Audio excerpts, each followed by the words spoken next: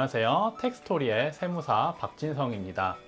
오늘은 학원 설립을 계획 중이신 학원 원장님들께 사업자 등록에 필요한 몇 가지 정보들을 전달해 드리고자 합니다. 사업자 등록을 할 때 가장 중요한 것은 어디에 사업장을 임차할 것이냐일 것입니다. 참고로 학원의 사업장 임차는 아무 곳이나 되지 않습니다. 참고로 전용 주거 지역이라든가 자연환경 보전지역이라든지 보전 녹지지역 같은 경우에는 학원 개원에 제약이 있습니다. 그리고 건축물의 지하라던가 아니면은 근처에 유해시설이 있는 건물에도 학원을 설립하는데 애로사항이 있을 것입니다. 그리고 학원법에 따라 학원의 그 건축물이 시설 규모를 충족하는지도 체크를 해 봐야 됩니다. 임차를 할 건축물이 제2종 근린생활시설이나 교육연구시설에 해당이 되는지를 먼저 체크를 해야 되고요.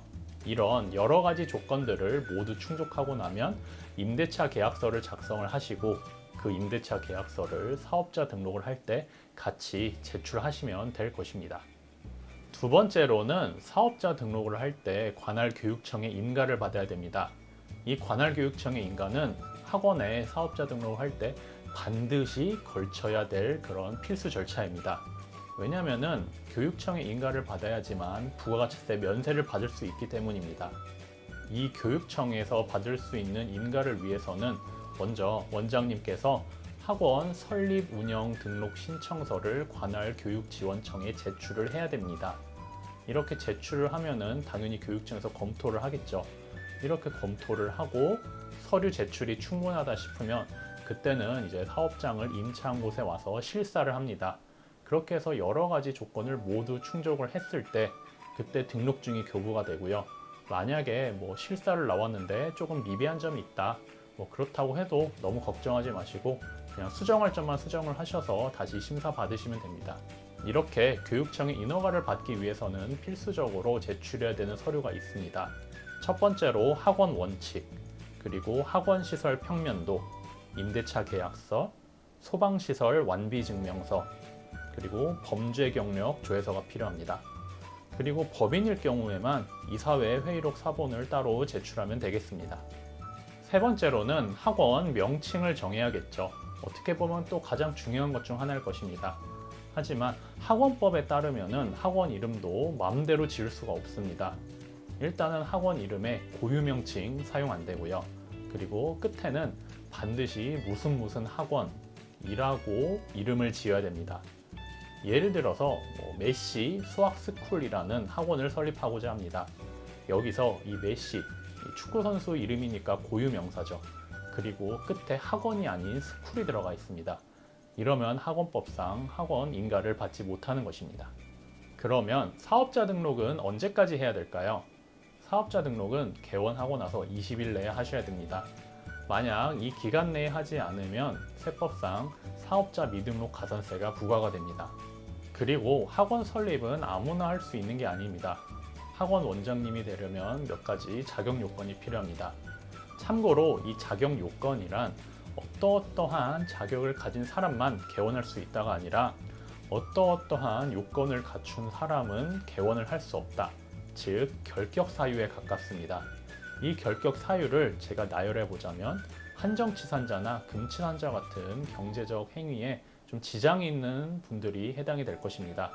그리고 파산 선고를 받고 복권되지 아니한 자, 그리고 학원법을 위반하고 나서 1년이 지나지 아니한 자, 그리고 학원법상 등록을 말소하고 나서 즉 폐업을 한 거죠. 폐업하고 나서 1년이 지나지 아니한 자, 그리고 성범죄자가 해당이 되겠습니다. 이렇게 해당이 되시는 분들은 학원을 개원할 수가 없고요. 그리고 이제 경우에 따라서 학원 원장님들 중에서 강의를 직접 하시는 분들이 계십니다. 그렇다면 이런 원장님의 그런 결격 사유뿐만 아니라 이 학원 강사 요건도 같이 준용을 해야 됩니다. 이렇게 강사 요건을 제가 추가로 더 설명을 드리자면요. 일단은 전문대 이상 졸업을 해야 됩니다. 그리고 전문대 이상 졸업하지 않고 고졸이라고 하더라도 관련 교습 분야에 2년 이상 교습 경력이 있다면 인정을 해줍니다. 그리고 외국인 강사를 쓴다면 그 외국인 강사는 반드시 대학교 졸업을 해야 됩니다. 실무적으로는 2번보다는 1번이나 3번이 대다수라고 볼 수 있겠네요.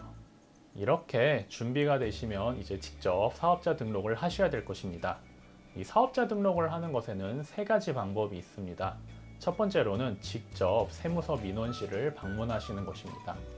그리고 두 번째로는 인증서를 통해서 홈택스 로그인을 하시고 여기서 사업자 등록을 하는 것입니다. 그리고 마지막으로는 학원을 개원하기 전에 미리 기장을 할 세무대리인을 선임을 했다면 그 세무대리인을 통해서 대신 할 수 있습니다. 이렇게 3가지 방법 중 하나를 택하시면 될 것입니다. 마지막으로 사업자 등록을 할 때는 이 사업장 등록 신청서에 운영하고자 하는 학원의 업종 코드를 정확히 기재하셔야 됩니다. 업종 코드를 정확히 기재하지 않았을 때는 경우에 따라서 사업자 등록 신청이 반려가 될 수 있습니다. 그러면 제작성에서 다시 제출을 해야 됩니다. 예를 들어서 제가 학원 분야별로 업종 코드를 몇 개 설명해 드리겠습니다.